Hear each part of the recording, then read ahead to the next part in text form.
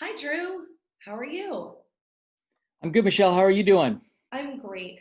Thank you so much for talking to me today about the San Francisco Parks Alliance and about Heart Your Parks, this incredible campaign that we're launching. So, for everyone who doesn't know, this is Drew Becher, and he is the CEO of the San Francisco Parks Alliance. Hi, everyone. Um, I became involved with the San Francisco Parks Alliance by just attending this amazing event that happens every year called Party for the Parks. And I think, especially after becoming a mom and seeing how important the parks are to my local community, I really wanted to support um, just updating the parks and making sure that the parks are safe and have the best equipment. And then I also was really drawn to something that Drew, I'm going to ask you about in a bit, but about this idea of really improving parks in some of the more underserved areas, which I know the SF Parks Alliance does and has a campaign for that. So, actually, could we just start out? Could you tell me what is the Parks Alliance and how does it work with Parks and Rec? Yeah, definitely. Yeah, the Parks Alliance. We are the largest citywide nonprofit for parks and open space and public space in San Francisco. What we do is I think in a nutshell what we do is we really help community groups do projects and programs that they want to do on a hyper local level, and make them really cool and active. Like you've been like the Christopher Park Festival, or people want to redo a playground, or people want to just put a garden in, or something. They want to put this twinkly lights, in some place. We help them through the process in order to make, their dreams, no matter how large or how small, a reality. We also are a huge fiscal sponsor organization. We have about 130 groups that we basically act as their nonprofit partner. They're out there raising money for these things. And so we differ from Rec and Park because they are the landowner, they are the government agency, and then they can only do so much. So I always say, they are basically the cake, and then we create the icing and the beauty that goes on top of it. Like And that. that's really what we do. We are not about building every single little part of a park, from the drainage to all of that stuff. We really like to get involved and help make parks special by bringing those special little touches in that communities want, and they can be proud of. So, for example, at my local park, if a bunch of the parents got together and said, "Oh, we really need to update this," or "We Yeah. would love to do this," and we wanted to come together as a community to do that, we would contact SF Parks Alliance and I guess see if that was something that was feasible to do through you and kind of fundraise via your nonprofit. Yes. So what we do is you would contact us, or even if you contact the Rec and Park Department, a majority of times they'll say, can you talk to the Parks Alliance? So what we would do is you would meet with us. We have area managers, and you talk to that area manager. You'd figure out sort of, is this a capital project? Is this a program project? Do you want this to be a volunteer project? Is it going to be ongoing? That type of thing. And then one of the obstacles to doing a lot of these events or fundraisers in parks is, one, getting a 501c3. That's a pretty onerous task. And then you would be able to tap into the Parks Alliance 501c3 status, and fundraise on our behalf, with your group. And then also, if you're doing programming, the amount of insurance that the Parks Department and the city require is pretty extensive, and a lot of community groups don't feel like doing that. So we actually cover those liability costs and those insurance costs, as well. So if you want to have a big, you know, big or volunteer event, or just an appreciation party in a public space, we would cover that with our liability insurance. So we're basically just this one-stop shop to make it easier to do public programming, private programming, and capital projects in public space. That's so brilliant. Okay, I'm going to skip around a little bit. Yeah. I want us to geek out on parks a little bit right now. Like when you're talking about the icing, what is the coolest thing to have in a city park right now? Well, well, everyone What loved, well, elements, I should say. And then if you could touch on sand versus no sand also. well, a lot of people and a lot of parks are loving anything having to do with some sort of skateboarding, some sort of something like that. I would say probably the biggest thing that gets requested for is playgrounds, and cool playgrounds. It's not the cookie cutter playground. It's not like we're going to go to a catalog, buy a playground, and then have it installed. It's ones where we work with the neighborhood. They come up with the kids, vote on which elements they want, and so I would say just sort of really wild new playgrounds are probably the craze. And we've got some of the coolest ones going in at McLaren Park, and over we've got the McLaren Park one's going to probably be my favorite one. It's supposed to have a bunch of redwood trees that have fallen down where the kids can climb on. It has netting that has like rope swings and everything. It's like it's crazy. Alice Chalmers is another one. It has this like 4-story tower in the middle of it, and kids climb up it. Then has a 4-story slide that circles around the thing. So it's not your. I don't think it's like the playgrounds probably that you and I played in. I wish I was a kid. I can't fit in some of this stuff just because it's this home, but it's very cool. So that's really one. Those are two elements that are hugely wanted, and actually just grass. We find that as a big want is people want to have that area where they can just lay down, picnic, that type of thing. And then you hit on one of our flashpoints, which is funny. We didn't think, we had no idea. It was the sand and no sand issue. I don't know, Michelle, which side you land on in this. Depends on the day, but I'd say no sand most days. But it has become it's sort of like the dog issue in neighborhoods. So, you have people that love dogs and people that are like, why do dogs get all dog parks and everything like that.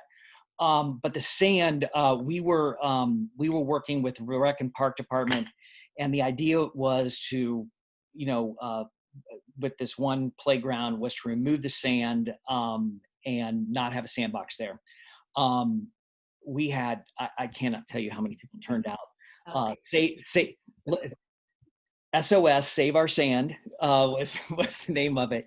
And so we listened to the neighborhood, and we had a vote, and decided that we were going to do a smaller playground, a smaller sort of section with sand, to keep the sand. I mean, a lot of people do like, and kids like the sand.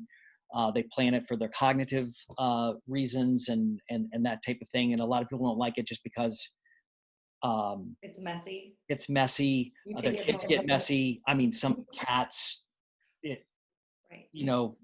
has the issues of sort of a litter box type thing, and how often is it cleaned? That type of thing that we get into. We do have with Rec and Park that they do change out the sand every so often. It isn't on rotation, so the places that do have sand, it is taken care of, and it is maintained. So you can trust you can trust the sand. Okay, that's very good to know in case I'm in a sand situation. And thank you for being so cognizant of both sides of that issue. And I will have to say, I mean, we live on a peninsula with water all around us, and we have beaches on us. So we know we should be, we have sand. We're a lot of your soil in your neighborhood is sand. So After this hot weekend, I have a lot of sand in my laundry room, just on the ground.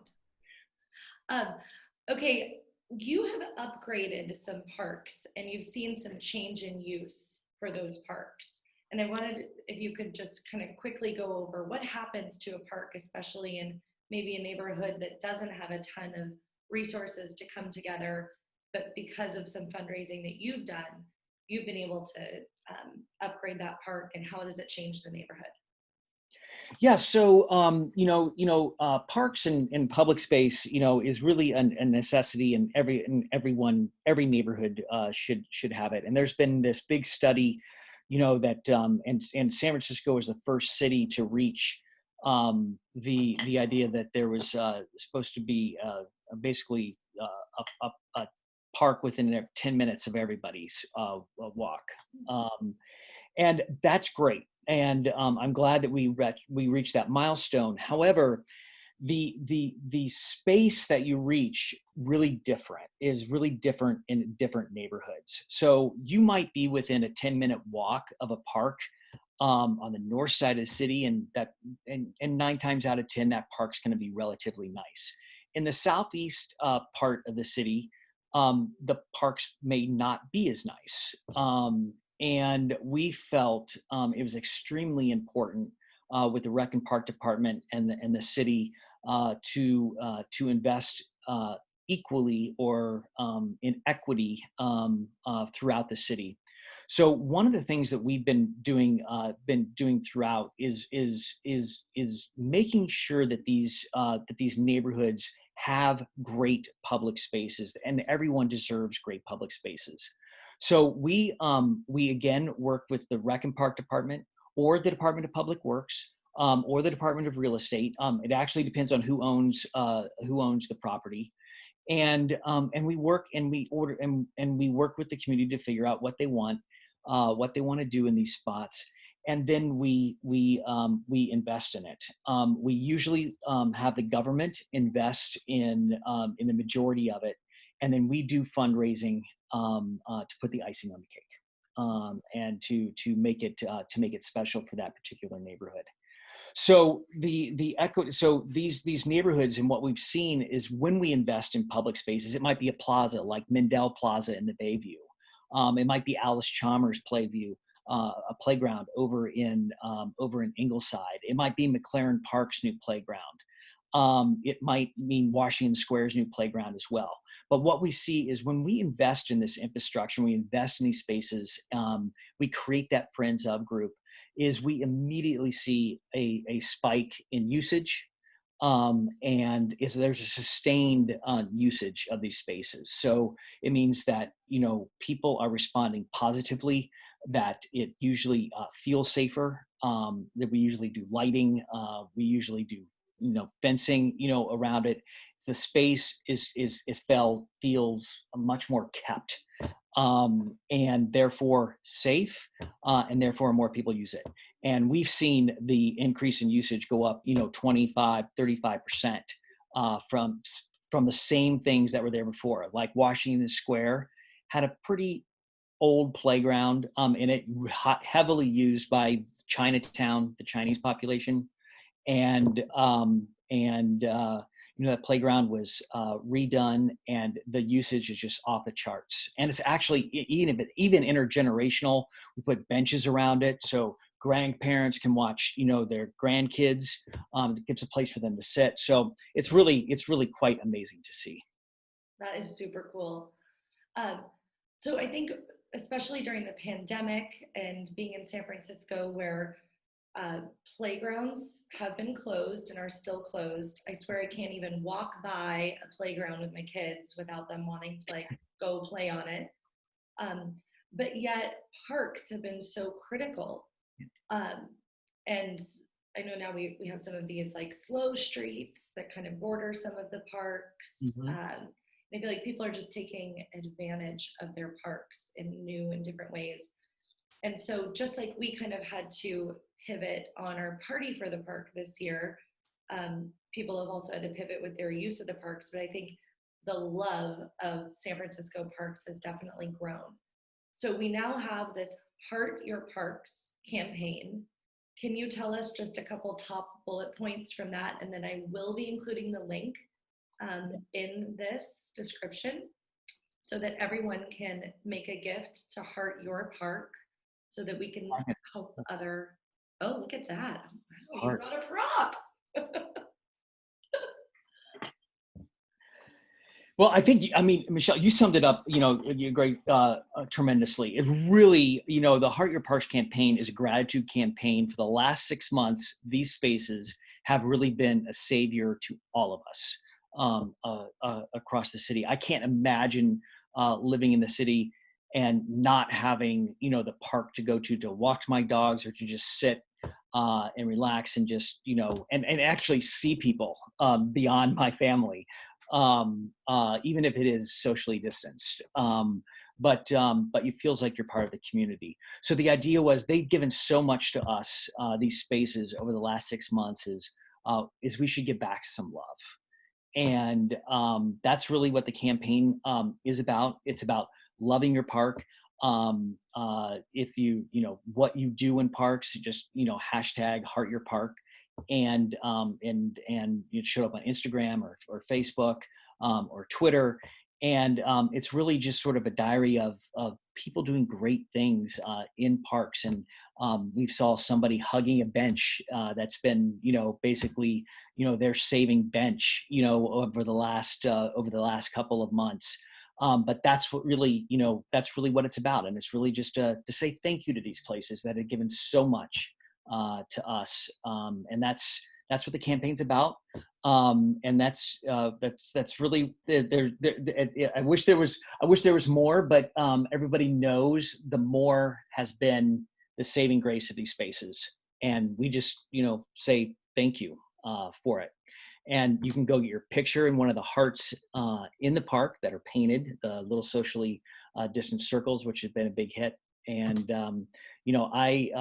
I walk by Washington Square Park almost every single day, and I just I couldn't I can't thank it enough for being there for me during this time.